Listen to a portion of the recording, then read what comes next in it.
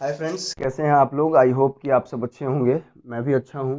और making of the constitution का first part हमने कर लिया है। अगर आपने वो वीडियो नहीं देखी है तो आप देख लीजिएगा।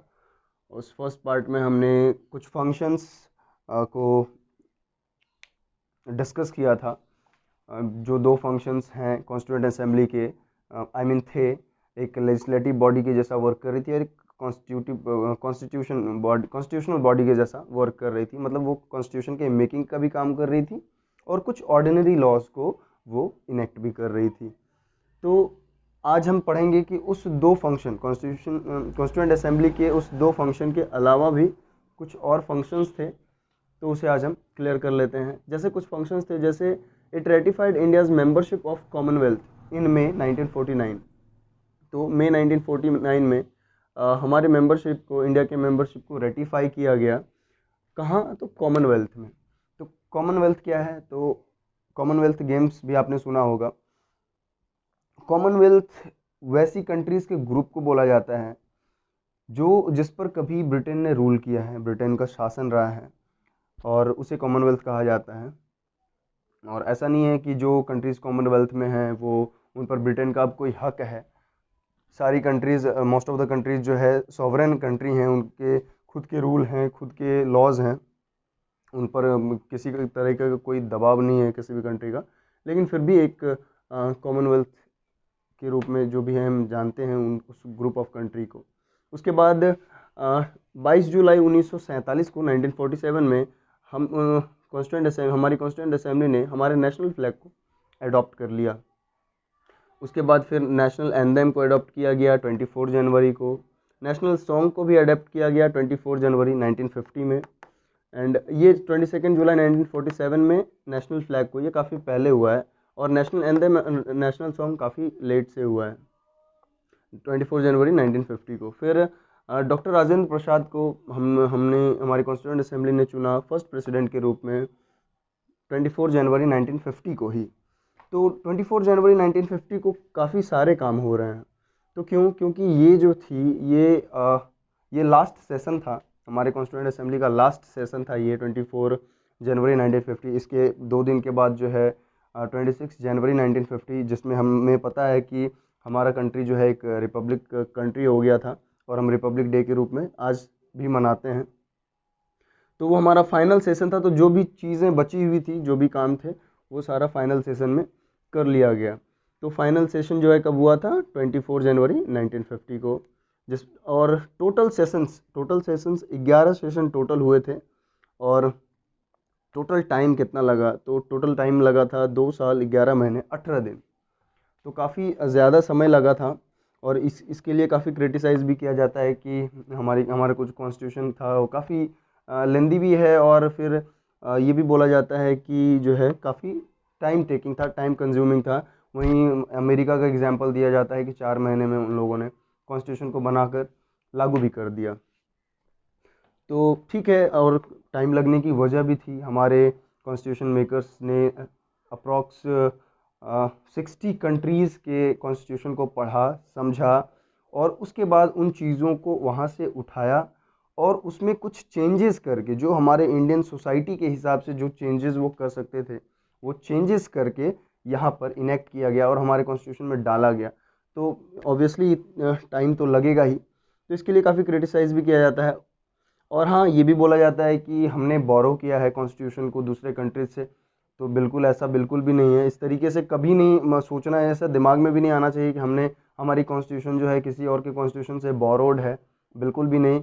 क्योंकि हमने उन सारी कंट्रीज़ की कॉन्स्टिट्यूशन को पढ़ा और उसे पढ़ने के बाद उसको ज्यों के त्यों, ठीक है, उसको सेम ही जैसा था वैसा ही हमने अपने कॉन्स्टिट्यूशन में नहीं डाल दिया। उसमें काफ़ी सारे चेंजेस किए गए जो हमारे इंडियन सोसाइटी पर, यहाँ के कल्चर्स पे काफ़ी फिट बैठते थे। उस तरीके से चेंजेस करके सब कुछ डाले गए हैं। तो ये बिल्कुल भी बोरोड नहीं है। ये जो है हमारा खुद का अपना क्रिएशन है, अपना कॉन्स्टिट्यूशन है। इसकी हमें बहुत इज्जत करनी चाहिए। और इवन कहीं ना कहीं हमें धर्म की जो भी धर्म की बुक होती हैं उस सारी तो शांति की बातें ही बताती हैं, पीस बताती हैं, लेकिन कहीं ना कहीं फिर भी वो डिवाइड करती हैं। लेकिन हमारा जो कॉन्स्टिट्यूशन है ये इकलौता ऐसा है जो हर धर्म जाति सब चीज़ से ऊपर है। तो कहीं ना कहीं हमें अपने रिलीजियस बुक से अपने कॉन्स्टिट्यूशन को ज़्यादा तवज्जो देनी चाहिए। तो ये मेरा अपना मत है। अब आगे बढ़ते हैं। और कुछ कमिटीज़ बनाई गई। अब अगर कॉन्स्टिट्यूशन को बनाना है तो कुछ कमिटीज़ भी बनानी पड़ेंगी, चीज़ों को डिपार्टमेंट्स में डिवाइड करना पड़ेगा। तो कुछ कमिटीज़ बनाई गई, तो जिसमें 8 मेजर कमिटीज़ हैं और 15 माइनर कमिटीज़ हैं। तो 8 मेजर कमिटीज़ को आप ज़रूर याद कर लीजिएगा, 15 माइनर कमिटीज़ याद करने की ज़रूरत नहीं है, आप एक बार सिर्फ पढ़ लेना, लेकिन उसे याद करने की बिल्कुल भी ज़रूरत नहीं है। और ये जो मेजर कमिटीज़ हैं, इस 8 मेजर कमिटीज़ को हम अभी डिस्कस कर लेते हैं। जिसमें यूनियन पावर कमेटी जो थी वो एक कमेटी का नाम है यूनियन पावर कमेटी, जिसके चेयरमैन थे जवाहरलाल नेहरू साहब। यूनियन कॉन्स्टिट्यूशन कमेटी के चेयरमैन भी जवाहरलाल नेहरू साहब। प्रोविंशियल कॉन्स्टिट्यूशन कमेटी के चेयरमैन सरदार वल्लभ भाई पटेल जी। और इसके बाद हम और सारी कमेटीज़ को देखते हैं। और ठीक है, तो अगले स्लाइड पर आगे चलते हैं।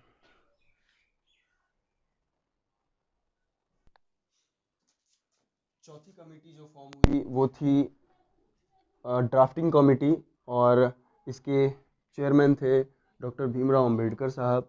फिर पांचवी कमेटी थी एडवाइजरी कमेटी। तो एडवाइजरी कमेटी जो थी on fundamental rights, minorities, tribals and excluded areas. तो ये जो मिली थी एडवाइजरी कमेटी, वो सरदार पटेल इसके चेयरमैन थे। तो इसको फिर जो है और कुछ सब कमिटीज़ में डिवाइड किया गया, क्योंकि इनको इसमें काफ़ी ज़्यादा एरियाज़ है, फंडामेंटल राइट्स, माइनॉरिटीज़, ट्राइबल्स। तो इनके एक अकेले से तो चलने हैंडल नहीं हो सकता था। तो इस तरीके से कोई तिकड़म लगा के आप कर सकते हैं कि इसमें ज़्यादा है, तो इसको सब कैटेगरीज में डिवाइड किया गया। तो सब कमिटीज़ बनाई गई, जिसमें fundamental right, minorities, tribal, excluded area, जो भी आप यहाँ देख रहे हो, फंडामेंटल राइट्स, माइनॉरिटीज़, ट्राइबल और एक्सक्लूडेड एरियाज़, वो जो है यहाँ पे सब कमिटीज़ बना दी गई। और उसके उसके सारे के चेयरपर्सन्स अलग अलग थे। जैसे फंडामेंटल राइट्स के लिए JB कृपलानी, माइनॉरिटीज़ के लिए HC मुखर्जी, ट्राइबल के लिए गोपीनाथ बारदोलाई, एक्सक्लूडेड एरियाज़ के AB ठक्कर। ये सारे के ये सरदार पटेल के अंडर ही हो गए। ये सारे जो हो गए, ये चारों, ये सरदार पटेल के अंडर ही हो गए, क्योंकि सरदार पटेल के अंडर ये चारों चीज़ें हैं। उसके बाद छठा हम आगे बढ़ते हैं। जो छठी कमेटी थी रूल्स ऑफ प्रोसीजर कमेटी, ये डॉक्टर राजेंद्र प्रसाद को चेयर करने के लिए मिली। States committee Jawaharlal Nehru, steering committee doctor Rajendra Prasad. तो ये 8 कमेटीज़ हो गई। उसके बाद इनमें से जो सबसे इम्पोर्टेंट कमेटी थी वो थी ड्राफ्टिंग कमेटी, जिसके चेयरपर्सन थे डॉक्टर BR अम्बेडकर साहब। तो ड्राफ्टिंग कमेटी के बारे में हम कुछ बातें जान लेते हैं। ड्राफ्टिंग कमेटी को सेटअप किया गया था 29 अगस्त 1947 में। इसमें टोटल 7 मेंबर्स थे। जिसके हेड डॉक्टर भीमराव अम्बेडकर साहब थे। और इसमें टोटल 7 मेंबर्स थे। आगे हम उन 7 मेंबर्स के बारे में भी जानेंगे, लेकिन इससे पहले हम ये जान लेते हैं कि फर्स्ट और सेकंड ड्राफ्टिंग कमेटी ने जो ड्राफ्ट दिया, फर्स्ट ड्राफ्ट दिया फरवरी 1949 में, और सेकंड ड्राफ्ट दिया अक्टूबर 1949 में। इसके बीच का आप गैप देख सकते हो, और कुछ भी तिकड़म लगा के आप याद कर सकते हो। तो फर्स्ट और सेकंड ड्राफ्ट इन्होंने दे दिया। अब इस जो 7 मेंबर की ये ड्राफ्टिंग कमेटी थी, तो 7 मेंबर्स कौन कौन थे? तो सबसे पहले हेड चेयरपर्सन, जिन्हें father of the Indian constitution भी बोला जाता है, डॉक्टर भीमराव अंबेडकर साहब। उसके बाद दूसरे थे N गोपालास्वामी अयंगर, तीसरे थे अलाड़ी के अय्यर, फिर चौथे सैयद मोहम्मद सादुल्ला, पाँचवें डॉक्टर KM मुंशी, छठे N माधव राव, और सातवें TT कृष्णामाचारी। तो आप एक बार ये सातों पढ़ लेना, लेकिन ज़्यादातर जो क्वेश्चंस आपसे पूछने की उम्मीद रहती है, वो ये तीनों तो आपको याद ज़रूर होना चाहिए। एक डॉक्टर भीमराव अम्बेडकर साहब, इनको तो याद रखना ही है, ये चेयरपर्सन थे ड्राफ्टिंग कमेटी के। और इनके अलावा ये 2 नाम, छठे और सातवें, N माधव राव और TT कृष्णामाचारी। इनको क्यों? तो इनके इसलिए क्योंकि इन्होंने रिप्लेस किया था BL मित्तल। N माधव राव जी ने, पहले BL मित्तल को बनाया गया था, तो N माधव राव जी ने इन्हें रिप्लेस करके ये आए। और ठीक उसी तरीके से यहाँ पर KP खैतान साहब को पहले बनाया गया था, लेकिन इनको रिप्लेस करके TT कृष्णामाचारी जी आए। क्यों आए? तो इन लोगों की थोड़ी एक इनमें से एक की तबीयत ख़राब हो गई थी और इनमें से एक की डेथ हो गई थी, तो फिर उनको रिप्लेस करके आया गया। तो किन को रिप्लेस करके कौन आए वो ध्यान में रखना है। और ये चीज़ें ड्राफ्टिंग कमेटी के बारे में। अब थोड़ी सी चीज़ बची है, लेक्चर काफ़ी लंबा नहीं मैं खींचना चाह रहा हूँ। एक कुछ इनेक्टमेंट देख लेते हैं हम अपने कॉन्स्टिट्यूशन का, और कुछ क्रिटिसाइज़ जो भी हमें कॉन्स्टिट्यूशन का जो भी क्रिटिसाइज़ किया गया, कॉन्स्टिट्यूंट असेंबली का जो क्रिटिसाइज़ किया गया, कॉन्स्टिट्यूशन का नहीं, कॉन्स्टिट्यूंट असेंबली का जो क्रिटिसाइज़ है वो सारा हम देख लेते हैं। चलिए ठीक है, अगले स्लाइड में आगे बढ़ते हैं। चलिए आगे बढ़ते हैं इनेक्टमेंट ऑफ द कॉन्स्टिट्यूशन के साथ। तो कॉन्स्टिट्यूशन को अडॉप्ट कब किया गया था? तो कॉन्स्टिट्यूशन को अडॉप्ट 26 नवंबर 1949 को किया गया था। तो उस कॉन्स्टिट्यूशन में क्या क्या चीज़ें थी? तो the constitution content a preamble, 395 articles and 8 schedules. तो प्रेम्बल तो आप जानती हो, we the people of India, that is preamble. और 395 आर्टिकल्स थे, जो कि अभी भी 395 आर्टिकल्स ही हैं, जबकि 103 अमेंडमेंट्स अभी तक टिल नाउ अगस्त 2020 चल रहा है अभी, और अभी तक जो है 395 आर्टिकल्स ही हैं। तो ऐसा क्यों है 103 अमेंडमेंट होने के बावजूद? तो ऐसा इसलिए होता है, जैसे मान के चलिए कि आर्टिकल 5 है, आर्टिकल 5 है, ठीक है। अब इसमें कोई अमेंडमेंट हुए, अमेंडमेंट होने के बाद वो आर्टिकल 6, 7 एक्चुअली में नहीं होते, क्योंकि वो सारे पहले से ही प्रेजेंट हैं। तो उसी में जो है इनको प्लेस कर दिया जाता है, 5A, 5B, 5C, कोई भी कैपिटल लगा दिया जाता है, इसमें कोई भी कैपिटल लेटर्स लगा दिए जाते हैं और अल्फ़ाबेट्स लगा दिए जाते हैं, और इसीलिए हमारे आर्टिकल्स जो हैं वो अभी तक बढ़े नहीं हैं।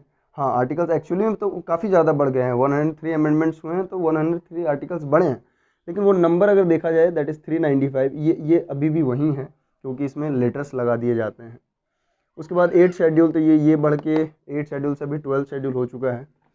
तो अच्छा, 26 नवंबर को जब हमारा कॉन्स्टिट्यूशन को जो है अडॉप्ट किया गया, तो फिर हम रिपब्लिक डे 26 जनवरी को क्यों सेलिब्रेट करते हैं? तो इसका जवाब ये है कि 26 नवंबर को हमने पूरे कॉन्स्टिट्यूशन को लागू नहीं किया था, सिर्फ कुछ एक आर्टिकल्स को हमने लागू किया था, जो उस वक्त के उस सरकमस्टांसेस के हिसाब से ज़रूरी थे कि जो है आनन फानन में जो है कुछ आर्टिकल्स हम लागू कर देते हैं, ताकि उस वक्त जो है जितना आर्टिकल ज़रूरी था काम करने के लिए उतना ही लागू किया गया। जैसे आप देख सकते हैं आर्टिकल 5, 6, 7, 8, 9, 16, 60, 324। तो इसको आपको रटना नहीं है, याद नहीं करना है, बस एक बार आप पढ़ लो कि हाँ 26 नवंबर को कुछ आर्टिकल्स लागू किए गए थे, और फिर बाकी जितने बचे वो सारे के सारे 26 जनवरी 1950 को लागू कर दिए गए। उसके बाद फिर इसीलिए हम उस दिन रिपब्लिक डे मनाते हैं, क्योंकि हमें पूर्ण स्वराज जो है उस दिन मिल गया था। अब रिपब्लिक डे जो है एक्चुअली में ये ऐसा नहीं है कि जो है आज जो है 26 जनवरी को मनाने का मन हुआ तो 26 जनवरी को हमने मना लिया, उसी दिन लागू कर दिया, ऐसा कुछ भी बात नहीं है। एक्चुअली ये जो 26 जनवरी डेट है वो काफ़ी सालों से तय किया हुआ था, फाइनलाइज किया हुआ था कि नहीं 26 जनवरी को ही हमारा कॉन्स्टिट्यूशन लागू किया जाएगा। और तो हम देखते हैं इसके बारे में। तो लाहौर सेशन में 1929 दिसंबर 1929 में ही लाहौर सेशन, जो इंडियन नेशनल कांग्रेस का लाहौर सेशन में ही डिसाइड हो गया था कि हम जो है रिपब्लिक डे जो है वो 26 जनवरी को ही किया जाएगा, सेलिब्रेट किया जाएगा। तो इस तरीके की बात थी। उसके बाद हम देखते हैं कि हमारा कॉन्स्टिट्यूशन का जब कमेंसमेंट हुआ तो उसके बाद क्या क्या चीज़ें हुई। जब हमारा खुद का कॉन्स्टिट्यूशन आ गया, लागू हो गया, तो फिर क्या क्या चीज़ें हुई। तो जैसे हमारा इंडियन इंडिपेंडेंस एक्ट ऑफ 1947 ये आ गया, ओके, हमारा खुद का जो एक्ट था वो चीज़ आ गया। उसके बाद government of India act of 1935, क्योंकि जब तक हमारा कॉन्स्टिट्यूशन नहीं बना था तब तक हम इसी एक्ट से हम चल रहे थे। हमने पीछे भी पढ़ा है कि तब तक हम इसी एक्ट से जो भी काम हो रहा था वो government of India act of 1935 से ही चल रहा था।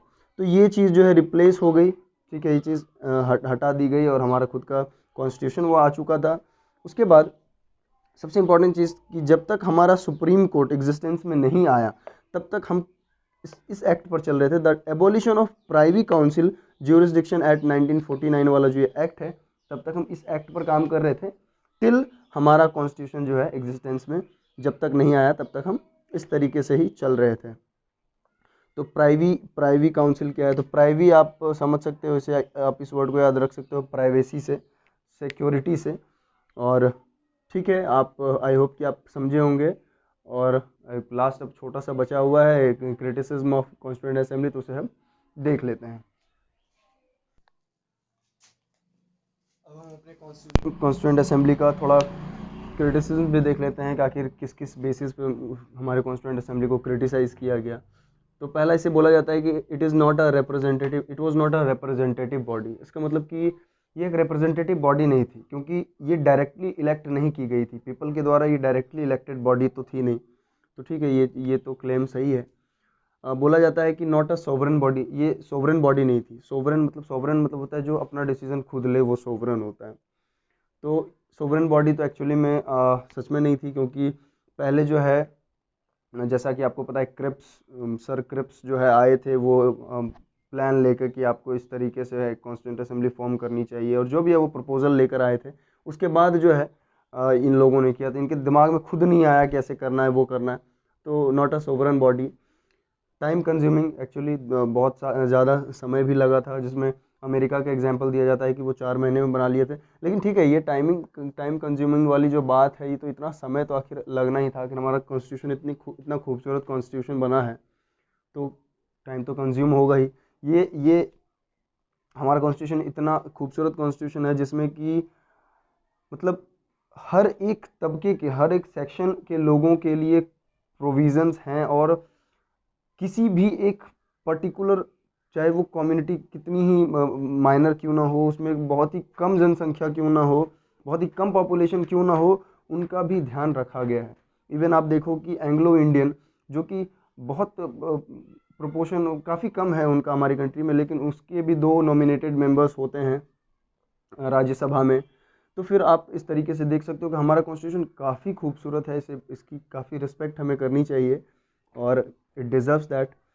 उसके बाद फिर हम देखते हैं कि डोमिनेटेड बाय कांग्रेस। एक्चुअली सारे कांग्रेस के ही लीडर्स थे, तो कांग्रेस डोमिनेटेड था ही, तो वन पार्टी डोमिनेटेड। उसके बाद dominated by politicians and lawyers. हाँ, ये भी क्लेम सही है कि सारे पॉलिटिशियंस और लॉयर्स ही थे ना। जवाहरलाल नेहरू लॉयर्स थे, भीमराव अम्बेडकर लॉयर थे। तो जो पॉलिटिशियन और लॉयर्स डोमिनेटेड भी बोला जाता है। उसके बाद डोमिनेटेड बाय हिंदूज़ भी बोला जाता है। तो हाँ, ये भी क्लेम आप सही, क्योंकि उसमें मेजोरिटी ऑफ लोग हिंदू ही थे। तो लॉर्ड विस्काउंट जो है और विंस्टन चर्चिल इस पर जो है अपना स्टेटमेंट दिए हैं। अंग्रेज़ों को काफ़ी अपना स्टेटमेंट देने की आदत होती है दूसरों की चीज़ों में। तो तो उन्होंने स्टेटमेंट दिया, लॉर्ड विस्काउंट साइमन जी ने स्टेटमेंट दिया कि अ बॉडी ऑफ हिंदूज, हमारे कॉन्स्टिट्यूंट असेंबली को बोला a body of Hindus. Winston Churchill साहब ने बोला कि ये जो कॉन्स्टिट्यूशन असेंबली है, ये सिर्फ और सिर्फ एक मेजर कम्युनिटी ऑफ इंडिया को ही रिप्रेजेंट करती है। तो ऐसा मेरी अगर बात मानी जाए, तो मेरी अगर ओपिनियन ली जाए, तो मैं इनकी बात से बिल्कुल सहमत नहीं हूँ। हमारा कॉन्स्टिट्यूशन हर एक छोटे से छोटे सेक्शन को जो है उसमें तवज्जो दी गई है, और सबका ध्यान रखा गया है। तो ठीक है, आज अगर कोई गलतियां अगर मेरे से हुई होंगी, मुझे ऐसा फील हो रहा है शायद कुछ गलतियां हुई होंगी। अगर हुई होंगी तो आप मुझे बता दीजिएगा, मैं उसे नेक्स्ट लेक्चर में कवर कर दूंगा। और जो भी चीज़ें हैं, अगर आई होप कि आपको समझ में आई होगी। और नेक्स्ट चैप्टर में हम आगे बढ़ेंगे, सैलेंट फीचर्स ऑफ कॉन्स्टिट्यूशन है शायद। तो उसके साथ हम नेक्स्ट लेक्चर में आपसे आगे मिलते हैं। तब तक के लिए आप अपना ध्यान रखिए। Thank you so much.